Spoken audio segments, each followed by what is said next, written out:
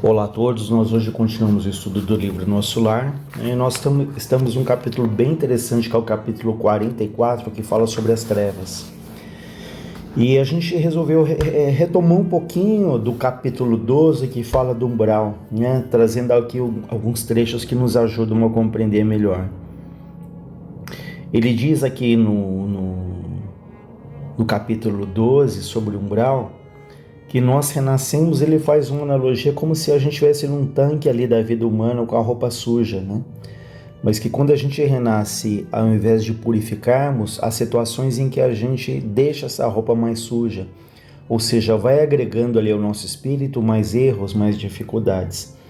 E ele diz que então que o umbral, né, quando desencarnamos e que somos atraídos para o umbral, ele funciona como uma região destinada a um esgotamento de resíduos mentais, uma espécie de zona purgatorial, onde se queima prestações, o material deteriorado das ilusões que a criatura adquiriu por atacado, menosprezando o sublime ensejo da existência terrena. E ele diz, olha, umbral é uma região de profundo interesse para quem esteja na Terra. Concentra-se aí tudo que não tem finalidade para a vida superior. Note que a providência divina agiu sabiamente, permitindo que se criasse tal departamento em torno do planeta. Há legiões compactas de almas irresolutas e ignorantes que não são suficientemente perversas para serem enviadas a colônias de reparação mais dolorosa, nem são bastante nobres para serem conduzidas a plano de elevação. Olha que interessante.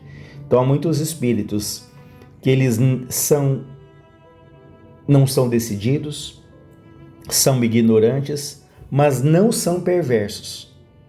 Então vejam, espíritos mais imaturos do que perversos, que não são atraídos para regiões de trevas, onde predomina só a crueldade e o mal. Então não são cruéis, nem também não são criaturas nobres, com sentimentos muito elevados para serem atraídos para regiões também melhores. Então esse meio termo aí leva muitas pessoas a umbral, como foi dito agora há pouco, para que possa se despojar ali aos poucos desses resíduos ainda pesados, que impedem que essa criatura seja socorrida. Uma vez mais a gente lembra o exemplo do próprio André Luiz, que ficou 8 anos ali no umbral. Ele não foi uma pessoa cruel aqui na Terra, mas foi uma pessoa ali muito individualista, dada aos excessos, né, da sexualidade. Ele adquiria ali a sífilis, ele era uma pessoa que não deu a devida atenção à própria família, ele atendeu muitas pessoas de graça, é verdade, mas ele fazia aquilo sem o menor sentimento ali de caridade, né? Mesmo assim isso foi importante para ele. Enfim, ele não era uma pessoa dos sentimentos mais nobres, mas também não era uma pessoa cruel. Então ele passa esse período ali no umbral, que foi muito importante para que ele se sensibilizasse, para que ele de fato aceitasse ali a ajuda.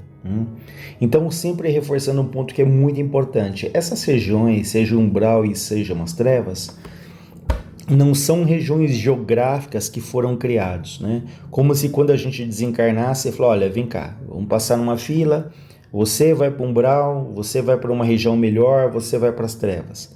Não é isso, tudo é um sistema de atração pelo teor do nosso pensamento, do nosso sentimento, daquilo que nós acalentamos dentro de nós, nós automaticamente somos atraídos para esses lugares, porque os pensamentos eles se comungam, eles se atraem, eles se conjugam, os espíritos se buscam pelas afinidades, né? Então vejam o quanto é importante desde já aquilo que acalentamos dentro de nós, dentro do nosso pensamento, do nosso sentimento, né? Claro, ninguém é santo, ninguém só pensa coisas boas, mas o que leva em conta é o nosso esforço sincero de uma modificação.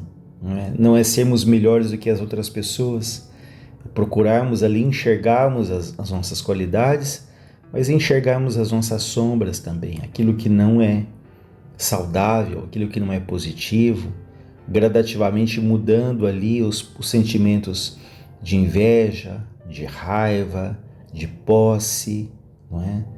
Então é um exercício ali contínuo de uma vida inteira, de uma vida inteira não, de muitas vidas, né?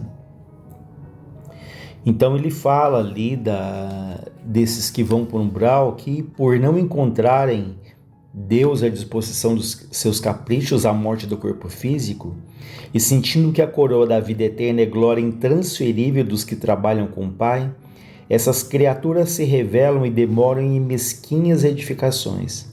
Então ele fala daqueles que morrem e acreditam que do outro lado já vão encontrar todo o amparo, se encontrarem com Deus, mas não construíram isso aqui ao longo da terra, não construíram, não deixaram ali ações, atitudes no bem. E é isso, né? E ele fala ainda sobre o umbral. Olha, uma certeza, porém, eu posso lhe dar. Apesar das sombras e das angústias do umbral, nunca faltou lá a proteção divina. Cada espírito lá permanece o tempo que se faça necessário. Para isso, meu amigo, permitiu o Senhor se erigissem muitas colônias como essa, consagradas ao trabalho e ao socorro espiritual. Então, reforçando o que está dito aqui, nunca falta o amparo. Há ali legiões do bem, há ali caravanas do bem, buscando o amparo, buscando o auxílio, mas nem todos estão preparados, nem todos querem esse auxílio. Então, mas o amparo, o socorro não falta. Então, deixando claro que Deus é justiça, mas também Ele é misericórdia. Então, e ele ainda continua dizendo aquilo que falamos do pensamento. É pelo pensamento que os homens encontram no umbral os companheiros que se afinam com as tendências de cada um. Toda alma é um ímã poderoso. Então vejam, sempre as afinidades, os mecanismos de atração. E em relação ali às trevas, aí já são regiões em que habitam espíritos que realmente desejam o mal, espíritos altamente inteligentes, que manipulam outros, que trazem ali muito fortemente cravados os sentimentos de culpa, de insegurança, e eles nos dizem que as trevas, que são essas regiões de escuridão, o próprio nome treva, escuridão, ali onde o ar é muito pesado, é muito denso, Então há essa ausência de luz, que ali o perfil são de ódios sistemáticos mesmos, em que esses espíritos muitos se organizam em falanges, exercendo ali um poder sobre os outros, e o resgate das equipes de socorro espiritual é muito mais difícil, Até as condições para entrarem ali, esses espíritos que resgatam, eles têm que ter um preparo gigantesco, uma vigilância mental enorme, um desapego, porque entrar nessas regiões é um exercício bastante difícil.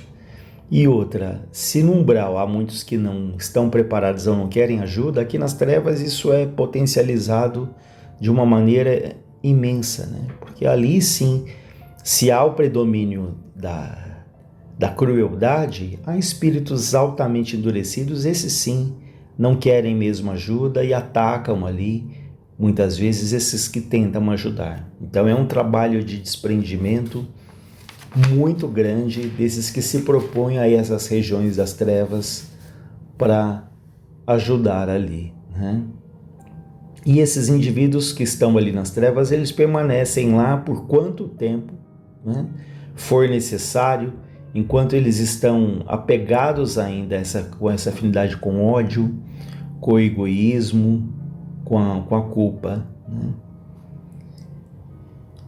Enfim, vamos continuando aqui então no capítulo 44, quando André Luiz pergunta: entretanto, essas quedas, elas se verificam apenas na Terra? Somente os encarnados são suscetíveis de precipitação no despenhadeiro? Lísias pensou um minuto e respondeu: sua observação é oportuna. Em qualquer lugar, o espírito pode precipitar-se nas furnas do mal, salientando-se, porém, que nas esferas superiores as defesas são mais fortes, imprimindo-se consequentemente mais intensidade de culpa na falta cometida. Vejam, até o erro pode se dar só na terra? Não. No plano espiritual também. Há espíritos que até têm ali um conhecimento, têm acesso ao Evangelho, como nós temos aqui na terra. No entanto, com todo o conhecimento, com todo o aprendizado que eles recebem, eles podem ter escolhas ali que são difíceis, escolhas que não são boas para eles. E aqui fala que a intensidade da falta cometida é maior, porque quanto mais conhecimento nós temos, maior é o grau da nossa responsabilidade. Aquela frase que diz: a quem muito foi dado, muito será pedido. Então a dor ali pelo arrependimento é muito grande quando nós temos um amplo conhecimento, né? Então isso até ajuda para que a gente tente compreender aqueles que erram. Que se para nós que estamos buscando o conhecimento é uma luta, para aqueles que são ignorantes ainda, ignorantes não no sentido de intelectuais, ignorantes no conhecimento das leis de Deus, muitos vão agir muito mais por falta de maturidade do que propriamente por crueldade, pelo desejo claro, manifesto ali de fazer o mal, não é? E o André Luiz diz: entretanto, a queda sempre me pareceu impossível nas regiões estranhas ao corpo terreno. Ou seja, André Luiz se reforçando que ele achava que as quedas eram aqui na Terra, que do outro lado os espíritos não poderiam ter esses erros mais graves. Ele diz: o ambiente divino, o conhecimento da verdade, o auxílio superior figuravam-se-me como se fossem antídotos infalíveis diante do veneno da vaidade e da tentação. O companheiro, que é o Lísias, sorriu e disse: o problema da tentação é mais complexo. As paisagens do planeta terreno estão cheias de ambiente divino, conhecimentos da verdade e auxílio superior. Não são poucos os que compartem ali de batalhas destruidoras entre árvores acolhedoras e os campos da primavera. Muitos cometem homicídios ao luar, insensíveis à profunda sugestão das estrelas. Outros exploram os mais fracos, ouvindo elevadas revelações da verdade superior. Não faltam na terra paisagens e expressões essencialmente divinas. Olha que interessante. Fala que aqui na terra, quantos crimes são cometidos junto à natureza, à noite, quando a lua, as estrelas nos convidam a uma reflexão. Ou seja, nós temos os estímulos de Deus, nós temos as inspirações, mas podemos nos deixar levar por pensamentos que sejam os mais difíceis, de vingança, de ataque, de raiva, de perseguição, As palavras do enfermeiro calavam-me fundo no espírito. De fato, em geral, os guerreiros estimam a destruição na primavera e no estio, quando a natureza estende no solo e no firmamento maravilhas de cor, perfume e luz. Os latrocínios e homicídios são praticados de preferência à noite, quando a lua e as estrelas enchem o planeta de poesia divina. A maioria dos verdugos da humanidade constitui-se de homens eminentemente cultos, mas que desprezam a inspiração divina. Então vejam, inteligência não é nenhum sinal de elevação moral. Podemos nos orgulhar muito da nossa bagagem de conhecimento, mas como o Frei Fabiano tão bem diz, conhecimento, cultura é diferente de sabedoria. Frei Fabiano diz que conhecimento, a cultura, vem de fora para dentro, mas a sabedoria vem de dentro para fora. Esses dias eu ouvi uma pessoa dizendo perguntando sobre tomate. O tomate é uma fruta. Às vezes a gente pensa nele como uma verdura, mas ele é uma fruta. Então saber que o tomate é a fruta é o conhecimento. Agora, quando nós fazemos uma salada de fruta, nós colocamos tomate ali? Não. Isso é sabedoria.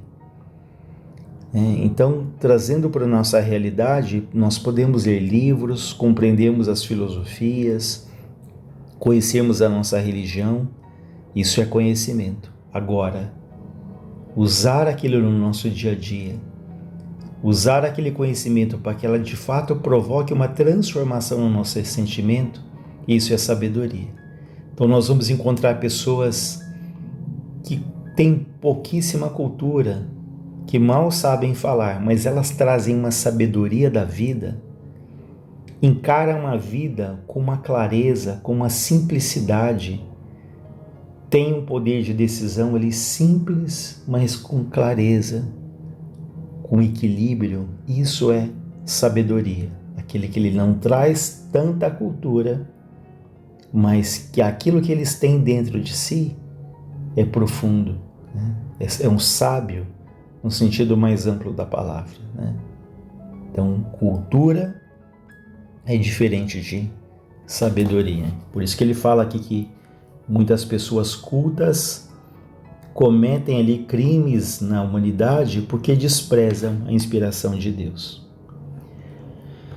Contudo, Lísias, o André Luiz diz, poderá dar-me ideia da localização dessa zona de trevas? Se o umbral está ligado à mente humana, onde ficará semelhante lugar de sofrimento e de pavor? Ou seja, aonde é que ficam as trevas? E o Lísias responde, há esferas de vida em toda parte. O vácuo sempre há de ser uma mera imagem literária. Em tudo há energias viventes e cada espécie de seres funciona em determinada zona da vida. Então isso aqui vai reforçando aquilo que dissemos. Não, o umbral, as trevas, não são uma região geográfica, não é um cercadinho onde as pessoas são colocadas ali.